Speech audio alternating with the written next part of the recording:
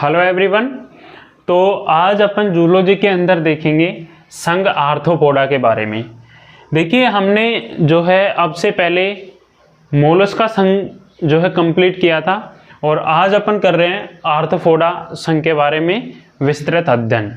तो देखिए जो आर्थ्रोपोडा संघ है इसके अंदर क्या होता है कि जो जीव आते हैं आर्थ्रोपोडा संघ के अंदर जो सदस्य आते हैं उनके मुख्य लक्षणों को अपन देखेंगे, फिर जो है इसके क्लासिफिकेशन की अपन बात करेंगे। परंतु ये एकमात्र ये ऐसा संघ है जिसमें अपन को उपसंघ भी पढ़ने को मिलेंगे। अब से पहले हमने जो है लगभग 8 या 9 संघ पढ़ लिए, उनके अंदर हमने देखा कि डायरेक्ट क्लासिफिकेशन हो रहा था, परंतु इसके संघ फिर उपसंघ और फिर क्लासिफिकेशन अपन जो है आर्थ्रोपोडा के पढ़ेंगे। तो सबसे पहले तो मैं बात करूं इसकी एक नॉर्मल जो है परिभाषा के बारे में। तो जो ऑर्थो होता है, ये ऑर्थो होता है, इसका मतलब होता है संधि युक्त। क्या होता है? संधि युक्त। और जो ये पोडा होता है इसका अर्थ होता है आपके पाद। ठीक है, मतलब इसके नाम से आपको समझना है कि ऑर्थो का मतलब होता है संधि युक्त और पोडा का मतलब होता है पाद, अर्थात संधि युक्त पाद जो है आर्थ्रोपोडा संघ के सदस्यों के अंदर अपन को देखने को मिलेंगे। अब मैं बात करूं जो इस संघ की स्थापना करने वाले साइंटिस्ट थे, उन्होंने 1845 में इस संघ की स्थापना की थी और उनका नाम था वान सिबोल्ड। क्या था? वान सिबोल्ड नाम उनका था। ठीक है, संघ आर्थ्रोपोडा की स्थापना करने वाले वैज्ञानिक थे जिन्होंने 1845 में जो है इस संघ की स्थापना की थी और उनका नाम था वान सिबोल्ड। ठीक है, और ऑर्थो का मतलब होता है संधि युक्त, पोडा का मतलब होता है पाद, अर्थात संधि युक्त पाद इस संघ के सदस्यों के अंदर अपन को देखने को मिलेगा। ठीक है, फिर हम जैसे कि इसके उपसंघ पढ़ेंगे, उनके अंदर अपने अच्छे से समझ में आएगा। और एक बात ध्यान रखना कि जो मोलस्क का अपन ने पढ़ा था, मोलस्क का पढ़ा था, तो वहां पे मैंने बोला था कि यह दूसरा सबसे बड़ा संघ है। क्या लिखा था? दूसरा सबसे बड़ा संघ, सबसे बड़ा संघ। तो वहां पर काफी विद्यार्थियों ने पूछा था कि सर सबसे बड़ा संघ कौन सा है, फिर ये दूसरा है। तो मैंने बताया था कि आर्थ्रोपोडा है। तो देख लीजिए अपन जो आज स्टडी कर रहे हैं वो कर रहे हैं आर्थ्रोपोडा के बारे में, और ये संघ जो है सबसे बड़ा संघ है। क्या है?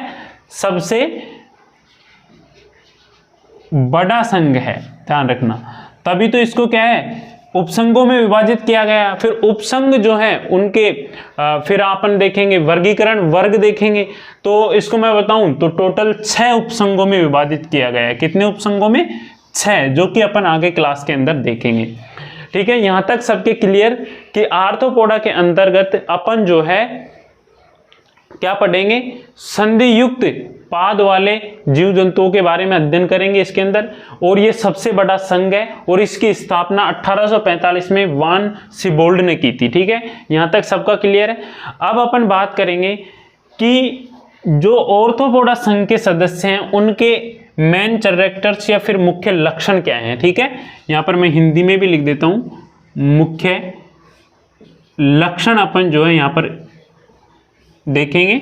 फिर इसके बाद में इसके उपसंघों के बारे में देखेंगे और फिर इसके वर्गों के बारे में देखेंगे। ठीक है, और काफी इंपॉर्टेंट जो है आपके ये चैप्टर है, ध्यान रखना जूलॉजी के अंदर। ठीक है, तो आइए सबसे पहले हर संघ के अंदर अपन पढ़ते हुए आ रहे हैं आवास, फिर उनका आकार, फिर उनके शरीर की सिमेट्री किस प्रकार की होती है, फिर उसके रेस्पिरेटरी सिस्टम, फिर उसका स्केलेटन सिस्टम, फिर उसका डाइजेस्टिव सिस्टम, ये सब कुछ अपन इनके लक्षणों के अंदर पढ़ते हैं। ठीक है, अब इसकी बात करूं, संघ आर्थ्रोपोडा के जो सदस्य होते हैं ये भाई साहब सब जगह पाए जाते हैं।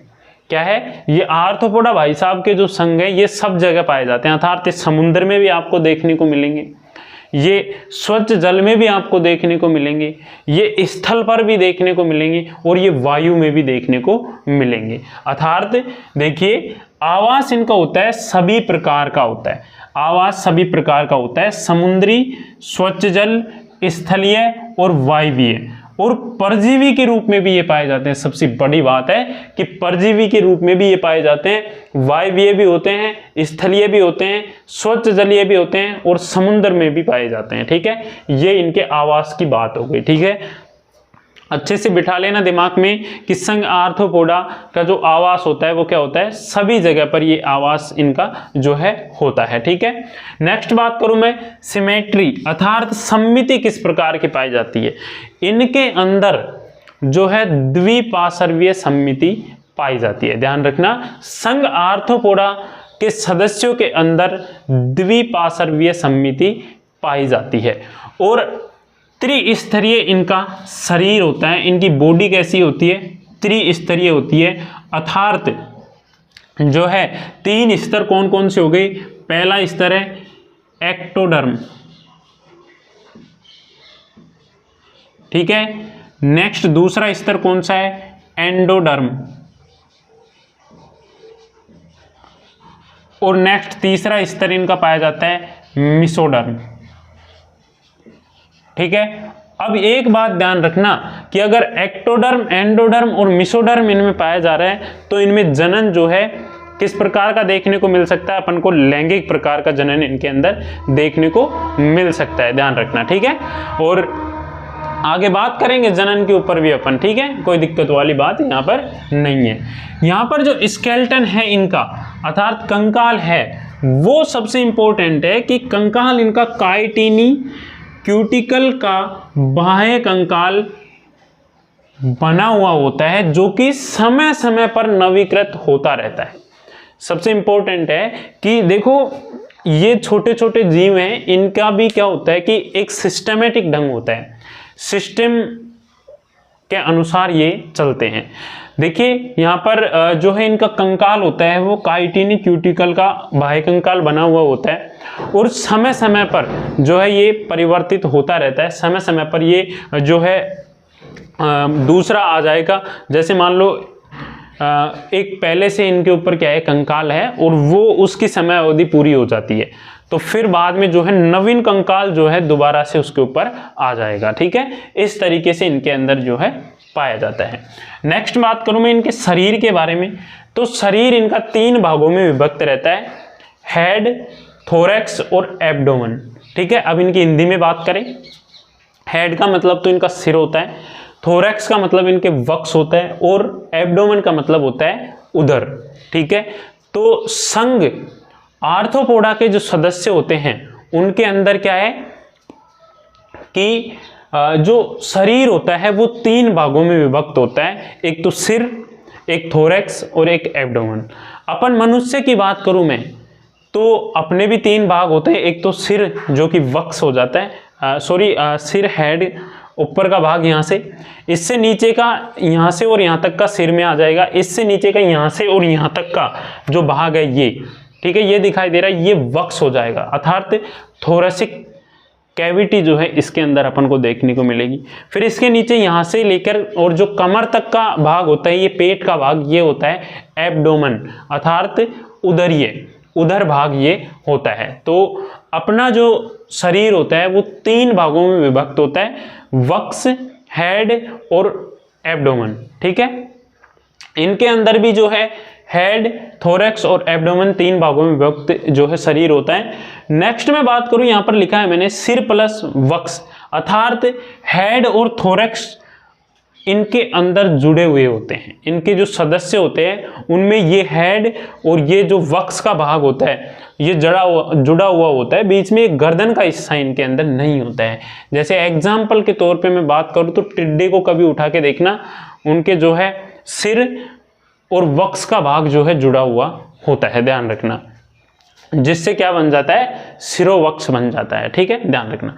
नेक्स्ट में बात करूं यहाँ पर उपांग जो है इनके संधि युक्त होते हैं, जो कि अपन ने पहले ही देखा था। आर्थ्रोपोडा का मतलब ही क्या होता है, संधि युक्त पाद होते हैं। ठीक है, अर्थात जॉइंटेड लेग्स जो है इनके अंदर पाई जाती है, जॉइंटेड लेग्स जो है इनके अंदर देखने को मिलती है। नेक्स्ट यहाँ पर मैंने लिखा हुआ है देहगुहा। देहगुहा इनके अंदर पाई तो जाती है, परंतु किस प्रकार की पाई जाती है, वास्तविक प्रकार की देहगुहा इनके अंदर देखने को मिलती है। ठीक है, अर्थात जो इनकी थोरेसिक कैविटी है, थोरेसिक गुहा, वो भी देखने को मिलेगी। एब्डोमिनल कैविटी जो है इनके अंदर वो भी देखने को मिलेगी। और हेड के आंतरिक अंगों में भी जो है इनके क्या है, हेड की कैविटी के अंदर जो है मस्तिष्क इनके होता है। ठीक है, ध्यान रखना। देखिए नेक्स्ट मैंने लिखा है पेशी तंत्र विकसित। जो पेशी तंत्र इनके अंदर पाया जाता है, तो सबसे बड़ी बात तो आपको ये ध्यान रखना है कि इनके अंदर क्या पाया जाता है, पेशी तंत्र जो है पाया जाता है। और वो किस प्रकार का पाया जाता है, विकसित पाया जाता है। ठीक है, और जो मांसपेशियां होती है, अब आपको पता है इनके अंदर पेशियां पाई जाएंगी तो क्या है, मांसपेशियां भी उपस्थित होंगी। और जो मांसपेशियां होंगी वो किस प्रकार की होंगी, रेखित प्रकार की मांसपेशियां इनके अंदर देखने को मिलती है। ठीक है, मैंने यहां पर लिख भी रखा है कि मांसपेशियां रेखित प्रकार की पाई जाती है। ठीक है, नेक्स्ट बात करूं मैं इनके ब्लड सर्कुलर का अर्थात परिसंचरण तंत्र के बारे में, तो ओपन टाइप का, खुला प्रकार का रक्त परिसंचरण तंत्र इनके अंदर देखने को मिलता है। ठीक है, किस प्रकार का, ओपन टाइप का जो है रक्त परिसंचरण तंत्र इनके अंदर देखने को मिलता है। नेक्स्ट है मैंने लिखा है पृष्ठ भाग में हार्ट, धमनियां व रक्त पात्र पाए जाते हैं। जो इनका पृष्ठीय भाग होता है, कौन सा भाग होता है, पृष्ठीय भाग होता है, उनके अंदर जो है इनका हृदय, धमनियां व रक्त पात्र पाए जाते हैं। ध्यान रखना। और जो संघ आर्थ्रोपोडा है, इस संघ के सदस्यों का ब्लड जो है किस प्रकार का होता है, रंगहीन होता है या फिर नीला होता है। ध्यान रखना, रंगहीन होता है या फिर क्या कैसा होता है, नीला होता है। ब्लड कैसा होता है, रंगहीन होता है या फिर नीला होता है। अब ये नीला रंग होता है तो ये किस वजह से जो है नीला रंग इनमें देखने को मिलता है, तो एक वर्णक पाया जाता है इनके अंदर, क्या, एक वर्णक पाया जाता है जिसे बोलते हैं हीमोसाइनिन।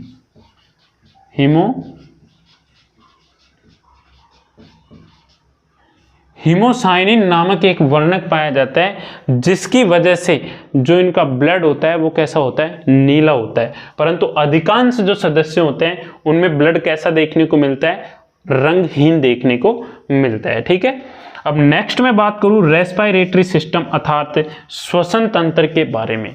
अर्थात इनके श्वसन जो है किसके द्वारा होता है, संघ आर्थ्रोपोडा के सदस्यों में श्वसन किसके द्वारा होता है, तो देखो सामान्य इनके अंदर श्वसन पाया जाता है, जो कि जो जल में पाए जाते हैं उनके अंदर तो गिल पाए जाते हैं जिनसे उन श्वसन की क्रिया होती है।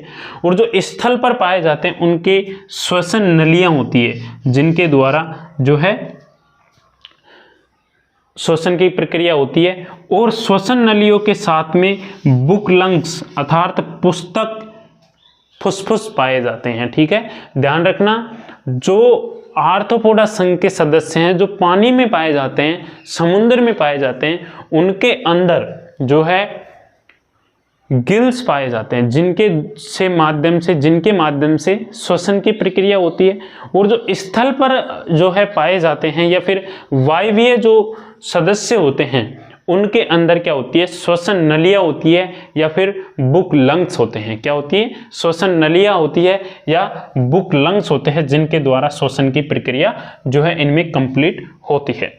नेक्स्ट मैं बात करूं उत्सर्जन के बारे में, तो इनमें उत्सर्जन के लिए ग्रीन ग्रंथियां, कक्ष ग्रंथियां या फिर मैल पीगी नलिकाएं पाई जाती है। सबसे इंपॉर्टेंट है कि संघ आर्थ्रोपोडा के सदस्यों में मैल पीगी नलिकाएं पाई जाती है उत्सर्जन के लिए। ठीक है, ये याद हो या ना हो, ये याद हो या ना हो, पर उत्सर्जन के लिए जो मैल पीगी नलिकाएं पाई जाती है ये याद होना बहुत ही इंपॉर्टेंट आपके लिए है। ठीक है, नेक्स्ट आप देखिए लिख रखा है संवेदी अंगों के बारे में। ठीक है, संवेदी अंग, देखो इनमें जो संवेदी अंग होता है वो श्रृंगिकाएं होती है जो कि इनके सिर के ऊपर जो है इस तरीके से दो लगी हुई होती है, जैसे कि वो नहीं देखा आपने, जैसे गाय भैंस इनके सींग होते हैं, उस तरीके से इनके सिर के ऊपर जो है दो सींग टाइप में होते हैं, वो इनकी श्रृंगिकाएं होती है। क्या होती है?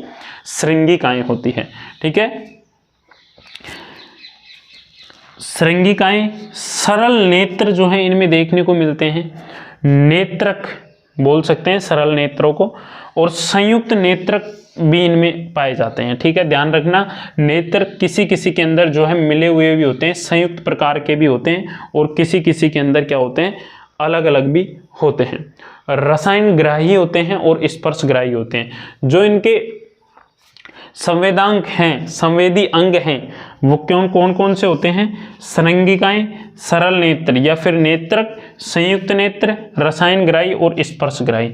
ठीक है, और इष्ट या इष्टोशिष्ट जो है इनके अंदर उपस्थित होता है। इष्टोशिष्ट इनके अंदर क्या होता है? उपस्थित होता है। ठीक है, नेक्स्ट में एक आपको बताऊं कि तंत्रिका तंत्र इनके अंदर उपस्थित होता है।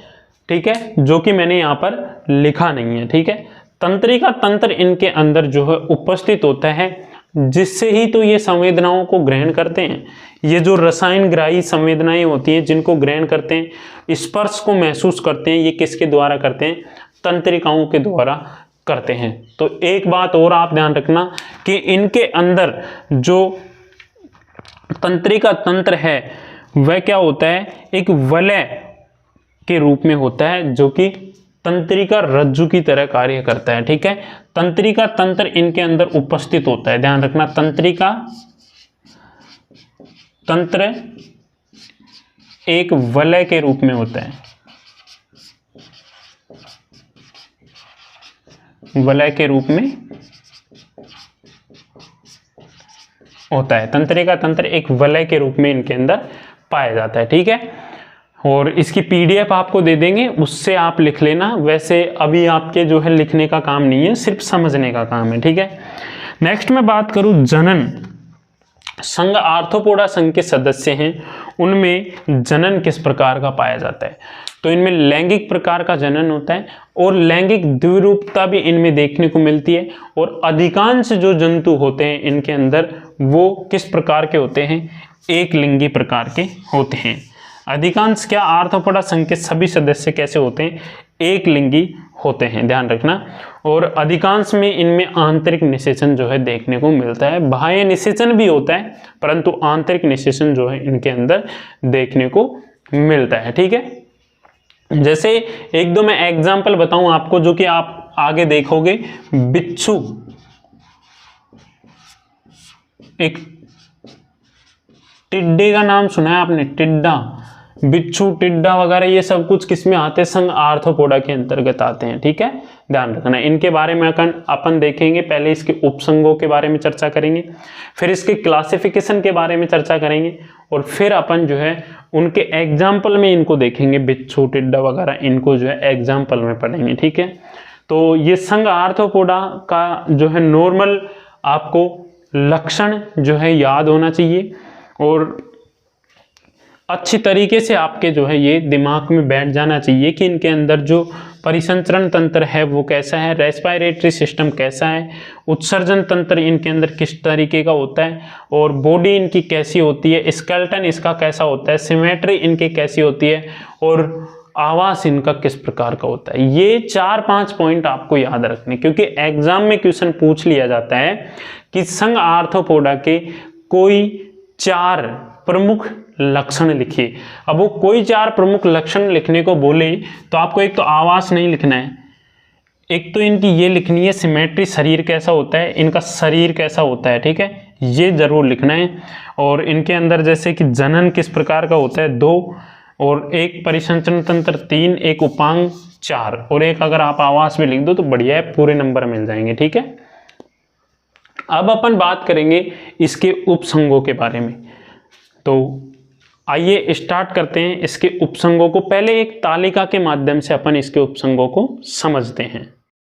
तालिका मैंने आपके सामने यहाँ पर बना दी है, और अब अपन जो है देखेंगे संघ आर्थ्रोपोडा जो है इसके उपसंघों के बारे में। ठीक है, तो देखो इनको मुख्यतः कितने उपसंगों में यहाँ पर विभाजित किया गया है? 6 उपसंगों में, 1 2 3 4 और 5 और ये लास्ट 6। आर्थ्रोपोडा संघ जो है इसके अंदर क्या है? 4 उपसंघ है। क्या है ये? उपसंघ है। इन 4 उपसंघों में इसे जो है विभाजित किया गया है। 4 नहीं, सॉरी 6 उपसंघों में इसे क्या किया गया है? विभाजित किया गया है। अब अपन एक एक उपसंघ के बारे में अध्ययन करेंगे, एक एक उपसंघ के सदस्यों के बारे में देखेंगे कि जो उपसंघ है आपका ट्राइलोबाइटा, इसके अंदर जो सदस्य आते हैं वो क्या क्या लक्षण उनके होते हैं। चेलीसेरेटा जो उपसंघ है आपके, इसके बारे में देखेंगे। मैंडीबुलेटा जो उपसंघ है इसके बारे में देखेंगे। पेंटास्टोपीडा जो उपसंघ है इसके बारे में यहाँ पर जो है क्या क्या इसके सदस्य हैं, उनके लक्षण है वो देखेंगे। टार्डिग्रेटा जो अपना उपसंघ है उसके बारे में यहाँ पर अध्ययन करेंगे अपन। और लास्ट अपना है ओनाइकोफोरा उपसंघ, इसके सदस्यों में क्या क्या लक्षण जो है होते हैं उनके बारे में अपन यहाँ पर देखेंगे। ठीक है, तो देखिए यहाँ पर पहला जो उपसंघ है आपका ये है ट्राइलोबाइटा। अब ट्राइलोबाइटा जो उपसंघ है इसके अंदर जो सदस्य जो जीव आते हैं वो क्या होते हैं? समुद्र में पाए जाते हैं। क्या होते हैं? समुद्र के अंदर पाए जाते हैं, अर्थात इनका आवास क्या होता है? समुद्र के अंदर होता है। सभी जो इस उपसंघ के अंतर्गत आएगा वो क्या होंगे? सभी समुद्र में पाए जाएंगे। फिर उनके अंदर सिर की बात करूं तो अस्पष्ट तरीके का उनके अंदर सिर पाया जाता है, अर्थात स्पष्ट प्रकार का सिर उनमें देखने को नहीं मिलता है। अस्पष्ट तरीके का सिर जो है ट्राइलोबाइटा संघ के ट्राइलोबाइटा उपसंघ के सदस्यों में देखने को मिलता है। नेक्स्ट यहाँ पर उदर की बात करूं मैं इनके, अर्थात इनके पेट का जो भाग होता है वो 2 से और 29 खंडों में बटा हुआ होता है। कैसे होता है? जैसे मान लो इस तरीके से, मान लो इसके पेट का ये भाग है तो ये 2 से और 29 खंडों के अंदर जो है इस तरीके से विभाजित होता है। ठीक है, फिर इसके पैर वगैरह ये होते हैं इधर की साइड। जो पेट का उदरीय भाग होता है वो कितने? 2 से और 29 खंडों में बटा हुआ होता है। नेक्स्ट है कि बॉडी, जो इनका शरीर है, 2 लंबवत खांचे पाई जाती हैं जिसके कारण 3 लंबे पिंडों में विभक्त होता है। इसके अंदर इस तरीके से 2 लंबवत खांचे पाई जाती हैं जिसके कारण ये क्या होता है? 3 लंबे पिंडों में विभक्त होता है। ठीक है, नेक्स्ट यहाँ पर है 10 से 675 mm, 10 से 675 mm लंबा शरीर एक दृढ़ खंडित कवच से ढका हुआ रहता है।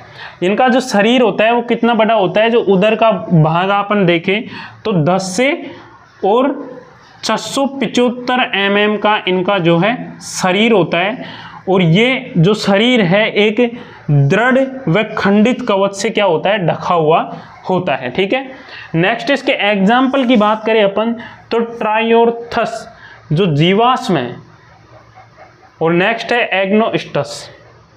इस प्रकार से इसके 2 एग्जाम्पल है। और ये जो एग्जाम्पल है ये मैंने इसलिए लिखा है क्योंकि ये प्रेजेंट में जीवाश्म के रूप में जो अपन को देखने को मिलता है। ठीक है, नेक्स्ट जो आपके उपसंघ है वो है चेलीसेरेटा। जो चेलीसेरेटा है इसको 3 वर्गों में विभाजित किया गया है। कितने? 3 वर्गों के अंदर विभाजित किया गया है।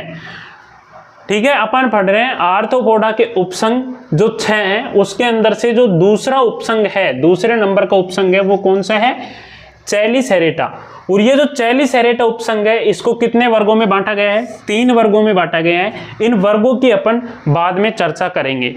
ठीक है, इसको कोई वर्गों में नहीं बांटा गया है, इसके जो है उपसंघ है इसके अपन ने कैरेक्टर्स यहाँ पर देख लिए। ठीक है, नेक्स्ट मैं बात करूं मैंडीबुलेटा, इसको भी जो है 6 वर्गों में बांटा गया है। कितने वर्गों में? 6 वर्गों में जो है इसको विभाजित किया गया है। ठीक है, चेलीसेरेटा को 3 वर्गों में और मैंडीबुलेटा को 6 वर्गों में विभाजित किया गया है जो अपन आगे देखेंगे। ठीक है, नेक्स्ट अपना जो तीसरे नंबर का उपसंघ है वो है पेंटास्टोपीडा। जो पेंटास्टोपीडा है इनमें क्या होते हैं, सभी सदस्य स्तनधारियों के ट्रैकिया में अंतःपरजीवी के रूप में रहते हैं। जैसे अपने ये ट्रैकिया है, श्वसन नली है, ग्रसिका अपन बोलते हैं, इस ट्रैकिया के अंदर ये क्या होते हैं, अंतःपरजीवी के रूप में व्यवस्थित होते हैं। ठीक है, और इनका जो शरीर कैसा होता है, इनकी बॉडी की आकृति कृमि रूपी होता है, कोमल होता है एवं अखंडित होता है। क्या होता है, कृमि रूपी है, तभी तो ये परजीवी है। ये बात का ध्यान रखना। अपन ने अब से पहले दो संघ पढ़े, वो फीता कृमि और गोल कृमि। ठीक है, वो क्या होते थे, परजीवी जो है होते थे, अंतःपरजीवी होते थे। तो उसी प्रकार से जो ये उपसंघ है आर्थ्रोपोडा का, कौन सा, पेंटास्टोपीडा, इसके जो सदस्य हैं वो भी क्या, परजीवी के रूप में पाए जाते हैं, अंतःपरजीवी, जो कि कहाँ पर, स्तनधारियों के ट्रैकिया जो श्वसन नली होती है उसके अंदर ये देखने को मिलते हैं। ठीक है, नेक्स्ट मैं बात करूं, श्रृंगिकाओं एवं गमन उपांगों का अभाव इनके अंदर देखने को मिलता है। जो श्रृंगिकाएं होती है, इनके जो सिर पर जो श्रृंगिकाएं होती है इस तरीके से, वो इनमें क्या होती है, अनुपस्थित होती है, फिर उनका क्या होता है, अभाव यहां पर देखने को मिलता है। एग्जाम्पल की बात करूं मैं तो लिंगुएटुला, लिंगुएटुला नामक जो सदस्य है, परजीवी है, वो अंतःपरजीवी होता है और वो पेंटास्टोपीडा उपसंघ के अंतर्गत आता है। और संघ कौन सा होता है, आर्थ्रोपोडा संघ के उपसंघ पेंटास्टोपोडा के सदस्य लिंगुएटुला जो है स्तनधारियों के ट्रैकिया में अंतःपरजीवी के रूप में रहता है। ठीक है, यहां तक समझ में आ गया। अगला अपना देखिए जो है टार्डिग्रेडा। टार्डिग्रेडा जो है, इसके बारे में अपन देखेंगे।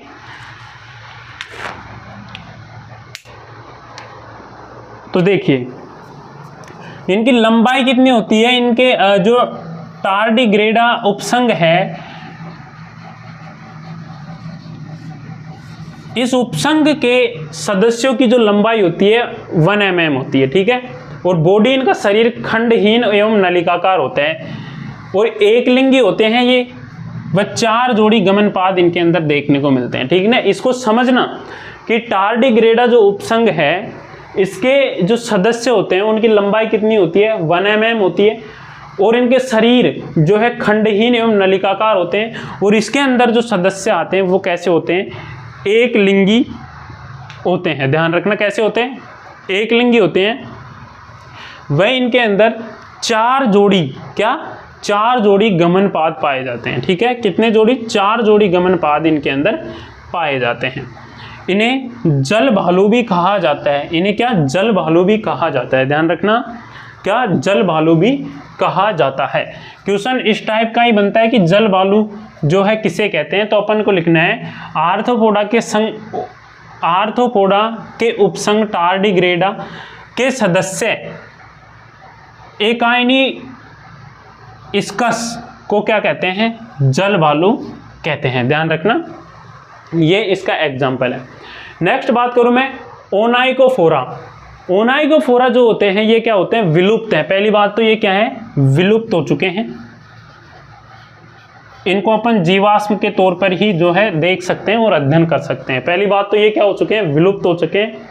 और ये स्थलीय एवं कृमि के समान होते हैं। इनके जो प्रत्येक सदस्य हैं, ओनाइकोफोरा उपसंघ के सदस्य कैसे होते हैं, स्थलीय एवं कृमि के समान जो है होते हैं। और इनका शरीर खंडविहीन और आगे मैंने लिखा है कैटरपिलर लार्वा के समान होता है। इनका शरीर तो खंडविहीन होता है, लेकिन इनका जो लार्वा होता है वो कैटरपिलर लार्वा के समान इनका जो है होता है। ठीक है, शरीर भी उसके समान इनका दिखाई देना है। नेक्स्ट है श्वसन इनके अंदर किसके द्वारा होता था, ट्रैकिया के द्वारा, और उत्सर्जन इनमें नेफ्रिडिया के द्वारा जो है देखने को मिलता था। और पाद इनके अंदर 14 से 44 होते थे और असंधित होते थे। कैसे होते थे, असंधित होते थे। अपन ने देखा कि संघ आर्थ्रोपोडा में आर्थो का मतलब तो होता है क्या, संधि, और पोडा का मतलब होता है पाद। अर्थात संधि युक्त पादों का जो इनके सदस्य होते थे उनमें संधि युक्त पादों का होना अनिवार्य था। इसका आर्थ्रोपोडा का मतलब ये होता है। परंतु इसका एक उपसंघ है ओनाइकोफोरा, जिनके अंदर जो है असंधित पाद उपस्थित होते हैं। ठीक है, और अस्पष्ट सिर इनके अंदर देखने को मिलता है। और ये प्रजाति, इनका जो जीवन है, इनके जो सदस्य हैं वो अभी विलुप्त हो चुके हैं। ठीक है, इस तरीके से अपन ने देखा इसके आर्थ्रोपोडा के कितने उपसंग, 6 उपसंग। पहला ट्राइलोबाइटा, दूसरा चैलीसेरेटा, तीसरा मैंडिबुलेटा, चौथा पेंटास्टोपिडा, पांचवा टार्डिग्रेडा और छठा ओना इकोफोरा। ठीक है, तो इस प्रकार से 6 उपसंग थे, जिनमें से अपन को अच्छी तरीके से पढ़ने हैं इन 2 संघों को। ठीक है, जिसके अंदर 3 वर्ग इसमें है, 3 वर्गों में विभाजित इसे किया गया है और 6 वर्गों में विभाजित इसे किया गया है। ठीक है, तो इनके वर्गों के बारे में अपन देखेंगे। इन दोनों संघों को, इन दोनों उपसंघों को जो है अपन विस्तार से पढ़ेंगे। ठीक है, तो और आपके समझ में आ गया होगा, और इसमें कुछ भी समझाने की जरूरत नहीं है, सिर्फ याद करने की जरूरत है। ध्यान रखना, सिर्फ और सिर्फ इनके अंदर याद करने की जरूरत है, रटने की जरूरत है। ठीक है, बस समझते हुए रटना, ऐसे रटना मत वरना एग्जाम आएगी तो सब ऊपर नीचे हो जाएगा। समझते हुए रटना है इनको, ध्यान रखना। ठीक है, अब अपन देखेंगे इनके वर्गों के बारे में कि कौन कौन से वर्ग जो हैं जिनमें इन दोनों उपसंघों को क्या किया गया है, वर्गीकृत किया गया है, इनका क्लासिफिकेशन जो है किया गया है। ठीक है, तो देखिए यहाँ पर जो है आपको 2 उपसंघ दिखाई दे रहे हैं, चैलीसेरेटा और मैंडिबुलेटा। चैलीसेरेटा और मैंडिबुलेटा जो हैं, इनके वर्गों के बारे में अपन अब देखेंगे। ठीक है, दोनों उपसंघ जो है उनके वर्गों को मैंने यहाँ पर नोट कर दिया है कि कौन कौन से वर्ग हैं जिनमें इनको वर्गीकृत किया गया है। ठीक है, तो आइए देखें। पहले ये उपसंघ जो है अपना चैलीसेरेटा, इसकी पहले कुछ सदस्यों की विशेषता या फिर लक्षण पढ़ लेते हैं, फिर इसके जो है वर्गों के बारे में अपन बात करेंगे। तो देखो, इनका जो चैलीसेरेटा है, चैलीसेरेटा संघ में, उपसंघ में जो सदस्य आएंगे उनकी शरीर कैसा होता है। इनका शरीर हेड अलग होगा, वक्ष अलग होगा और उदर अलग होगा। ठीक है, एब्डोमेन अलग होगा। तो इनका जो शरीर है 3 स्तरों में विभाजित होता है, 3 प्रकार से होता है। एक तो हेड, एक वक्ष और एक एब्डोमेन, जिसके बारे में अपन ने पहले बात कर ली है। ठीक है, नेक्स्ट मैं बात करूं, देखो मैं लिख भी देता हूं, इनकी जो बॉडी होती है वो कैसी होती है, सिर भी पाया जाएगा, वक्ष भी पाया जाएगा एवं उदर भी जो है इनमें पाया जाता है, इस संघ के, इस उपसंघ के सदस्यों के अंदर। ठीक है, ध्यान रखना। नेक्स्ट मैं बात करूं मैंडिबुलम, इसमें भी सेम हेड, थोरैक्स और एब्डोमेन। ठीक है, एंड इसके अंदर 4 जोड़ी, क्या इसके अंदर 4 जोड़ी चलन पाद पाए जाते हैं। जो ये उपसंघ है चैलीसेरेटा, इसके अंदर 4 जोड़ी क्या पाए जाते हैं, 4 जोड़ी चलन पाद पाए जाते हैं। बात करो श्वसन की, तो श्वसन इसके अंदर किस में होता है, ट्रैकिया के द्वारा होता है। किससे होता है, ट्रैकिया के द्वारा होता है, या फिर इनके अंदर जो है बुक लंग्स जो है देखने को मिलते हैं। किसमें, चैलीसेरेटा जो उपसंघ है, इसके जो सदस्य हैं उनमें श्वसन ट्रैकिया के द्वारा होता है और बुक लंग्स भी इनके अंदर पाए जाते हैं। 4 जोड़ी चलनपाद इनके अंदर होता है और जो इनका शरीर होता है वो सिर, वक्ष और उदर में जो है विभाजित होता है। ठीक है, अब इसको वर्गों में बांटा गया क्योंकि इसके अंतर्गत, जो इस उपसंघ के अंतर्गत जिन जीवों या सदस्यों को रखा गया उनमें ये भी पूर्ण तरीके से जो है अलग अलग देखने को मिला, तो इस वजह से इसको 3 वर्गों में बांटा गया। वर्ग फर्स्ट जिसे बोलते हैं मिरोस्टोमेटा। मिरोस्टोमेटा संघ, ये मिरोस्टोमेटा वर्ग के जो सदस्य हैं ये क्या होते हैं, जलवासी होते हैं। क्या होते हैं, जलवासी होते हैं। और जलवासी होते हैं तो आपको पता है इनमें गिल्स पाए जाएंगे। ठीक है, इनके अंदर क्या पाए जाएंगे, गिल्स पाए जाएंगे। और फिर गिल्स पाए जाएंगे तो श्वसन किनके द्वारा होगा, गिल्स के द्वारा इनके अंदर श्वसन होगा। ठीक है, उपसंघ चैलीसेरेटा के वर्ग फर्स्ट मिरोस्टोमेटा जो कि क्या होते हैं, जलवासी होते हैं। श्वसन इनके अंदर किसके द्वारा होता है, गिल्स के द्वारा होता है। और इनके अंदर सुविकसित क्या देखने को मिलते हैं, नेत्र देखने को मिलते हैं। ठीक है, अब नेक्स्ट मैं बात करूं वर्ग सेकंड चेलीसरेटा उपसंघ का वर्ग सेकंड है एरेक्निडा।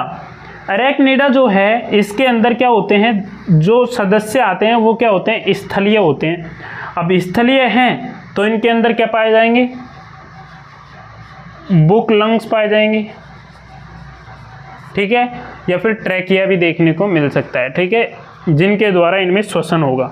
जबड़े में डंक मिलता है, इस वर्ग के सदस्यों के अंदर क्या मिलता है, जबड़े में डंक। एग्जाम्पल के तौर पे बिच्छू, बिच्छू हमने खूब देखा है, उसको देख लेना, नहीं देखा है तो फिर से देख लेना, गूगल पे चले जाना सर्च करके, या फिर घर में देख लेना, घर में ही मिल जाएंगे ये तो, ठीक है।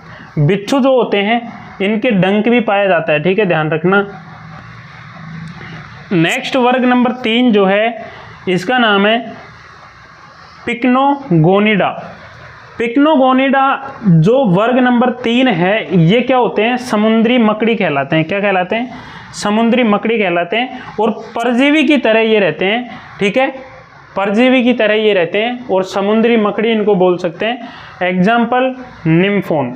तो इस तरीके से चेलीसरेटा उपसंघ के ये 3 वर्ग हैं जिनके बारे में अपन ने नॉर्मल बातें की, और इतना ही कुछ देखना है आपको, ज़्यादा की ज़रूरत भी नहीं है, ठीक है, इतना लिख दोगे बहुत है। और अगर किसी को ज़्यादा लिखना है तो PDF दूंगा, उनके अंदर पढ़ लेना। थोड़े थोड़े इनके एग्जाम्पल जो है एक की जगह 2-2 हैं, और थोड़ा सा इनको बुक लैंग्वेज में है, इस वजह से ज़्यादा वहाँ पर देखने को मिलेगा। बाकी अपन ने मेन चीज़ें हैं यहाँ पर देख लिया। नेक्स्ट बात करें मैंडिबुलेटा। मैंडिबुलेटा के अंदर मैंने बताया कि हेड, वक्स और एब्डोमेन ये तो पाए जाते हैं। नेक्स्ट इसके जो वर्ग होते हैं वो फर्स्ट नंबर का वर्ग जो होता है वो है क्रस्टेशिया। अब जो क्रस्टेशिया है इसके सदस्य कैसे होंगे, जलीय होंगे, और इनकी जो शरीर होगा वो कठोर मोटा काइटिन से बने क्यूटिकल के कवच से ढका हुआ होगा। कठोर मोटे और काइटिन से बने क्यूटिकल के कवच से ढका हुआ होगा। एंड इनमें उपांग जो है द्विशाखित अपन को देखने को मिलेंगे। एग्जाम्पल की बात करूं, यूपेगुरस, साधु केकड़ा, झींगा मछली जिसको अपन बोल सकते हैं यहाँ पर इसको या प्रॉन, और ये प्रॉन से जो है क्वेश्चन आया था पिछली बार की प्रॉन के वर्ग का नाम बताइए, प्रॉन किस वर्ग में आता है और किस संघ का सदस्य है, यह आपसे पूछा गया था। तो किस वर्ग में आता है, ये क्रस्टेशिया वर्ग के अंदर आता है, और मैंडिबुलेटा उपसंघ के अंतर्गत आता है, और संघ आर्थ्रोपोडा का ये सदस्य है, ठीक है। इस तरीके से क्वेश्चन आपसे पूछे जाते हैं। नेक्स्ट बात करूं वर्ग नंबर 2 डिप्लोपोडा, जिसका एग्जाम्पल आपके ग्लोमेरिस, ठीक है, और इसके बारे में नॉर्मल बेसिक से आप पढ़ लेना, जो नोट्स दूं मैं उनमें, ठीक है। वर्ग नंबर 3 है आपका चिलोपोडा। जो चिलोपोडा है इसमें धड़ व सिर, इस संघ के सदस्य में धड़ और सिर जो है विभाजित होते हैं, धड़ अलग होता है, सिर अलग पाया जाता है, ठीक है। नेक्स्ट जैसे अपना देख लो, अपना ये सिर हो गया और ये नीचे का क्या हो गया, धड़ हो गया, ठीक है, इस तरीके से इनमें पाया जाता है।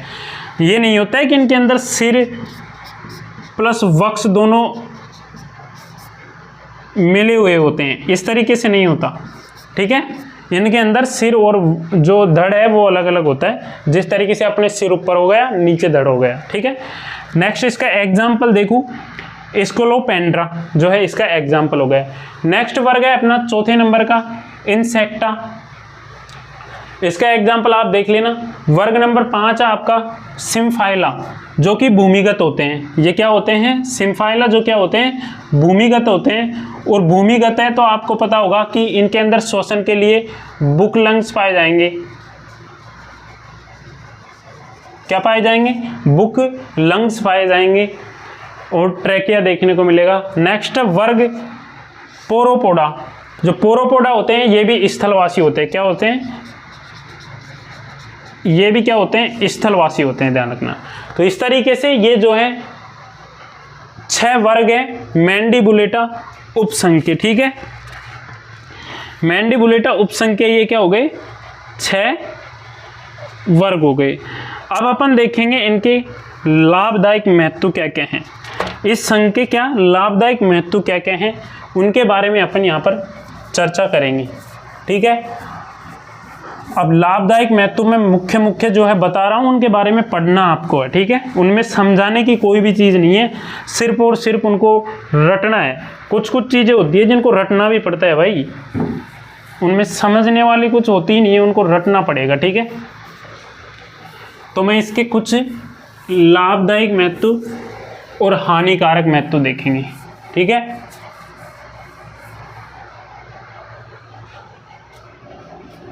यहां पर मैं नोट करूं आर्थ्रोपोडा,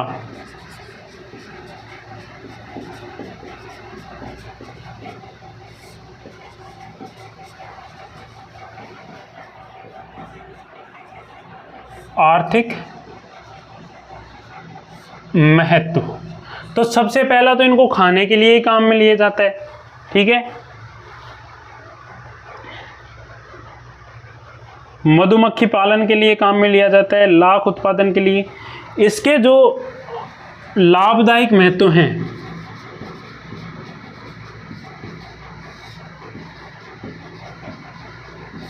और इसके हानिकारक महत्व हैं,